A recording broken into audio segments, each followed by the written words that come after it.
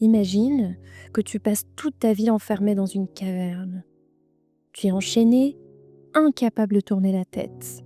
Devant toi, un mur. Derrière toi, un feu. Entre les deux, des silhouettes passent. Tout ce que tu vois, ce sont les ombres projetées sur le mur. Ces ombres deviennent ton monde. Mais un jour, on t'arrache les chaînes. Tu sors, tes yeux brûlent et tu découvres la lumière du soleil. Cette scène n'est pas un film, ni une légende. C'est l'allégorie de la caverne, racontée par Platon dans La République. Un livre vieux, de plus de 2400 ans, qui continue de poser la question: qu'est-ce que la justice? Qu'est-ce qu'une société juste? Et surtout, comment sortir de l'illusion pour toucher la vérité? Chapitre 1. Qu'est-ce que la justice? Platon commence par une enquête philosophique. Plusieurs personnages proposent leur définition. Pour certains, la justice, c'est obéir aux lois. Pour d'autres, c'est aider ses amis et punir ses ennemis. Pour d'autres encore, c'est l'intérêt du plus fort. Autrement dit, les règles sont faites pour servir ceux qui gouvernent. Mais Socrate, porte-parole de Platon, démonte cette définition. La justice ne peut pas être seulement une question de force ou de pouvoir. Pour lui, la justice est une harmonie. Chacun accomplit sa fonction, sans empiéter sur celle des autres. C'est vrai dans la cité, mais aussi dans notre âme. Une personne juste, ce n'est pas seulement quelqu'un qui respecte les lois. C'est quelqu'un dont les différentes forces intérieures sont bien équilibrées. Chapitre 2. L'âme et la cité. Platon nous propose une comparaison. La cité comme une grande âme et l'âme comme une petite cité. Il distingue 3 parties dans l'âme humaine. La raison, qui réfléchit, qui cherche la vérité. Le courage, qui agit, qui protège, qui prend des risques. Les désirs, qui veulent le plaisir, la nourriture, l'argent, les biens matériels. Une personne juste, c'est celle où la raison guide, le courage soutient et les désirs obéissent à la mesure. De la même manière, une cité juste comporte 3 classes. Les philosophes rois, ils gouvernent grâce à leur sagesse. Les guerriers, ils protègent la cité avec courage. Les producteurs, paysans, artisans, commerçants, qui nourrissent et font vivre la société. La justice, c'est que chacun joue son rôle sans chercher à dominer les autres. Un producteur ne doit pas gouverner.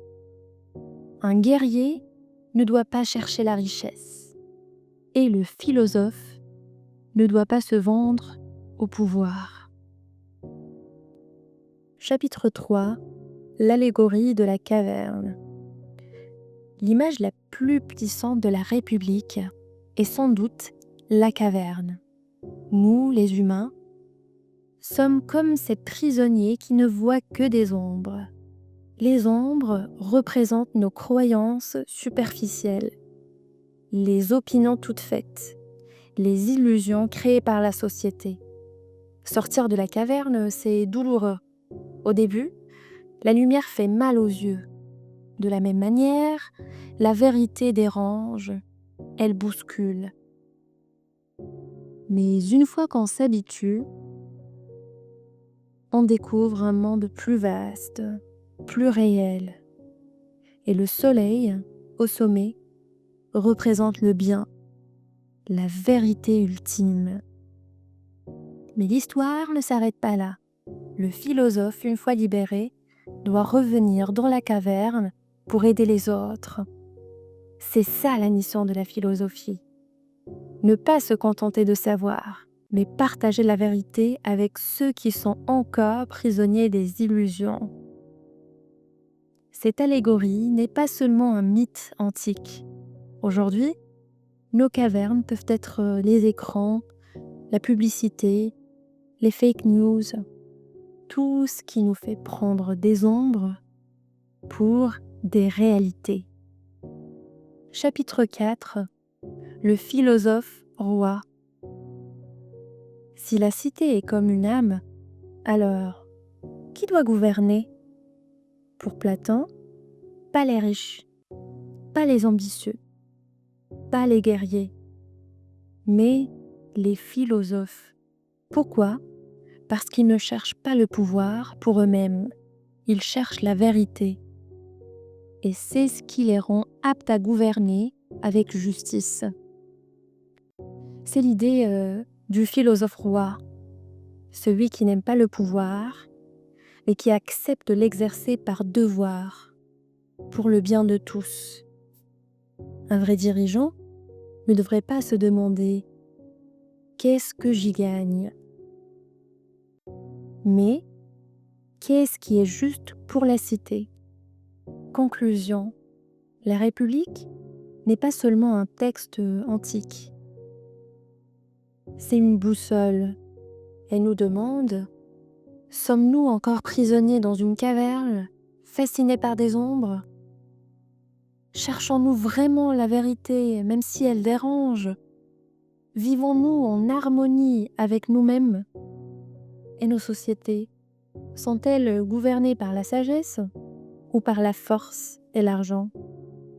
Platon nous invite à une révolution intérieure, aligner notre âme, cultiver la raison et chercher la justice. Et il nous lance un défi, avoir le courage de quitter les ombres pour marcher vers la lumière.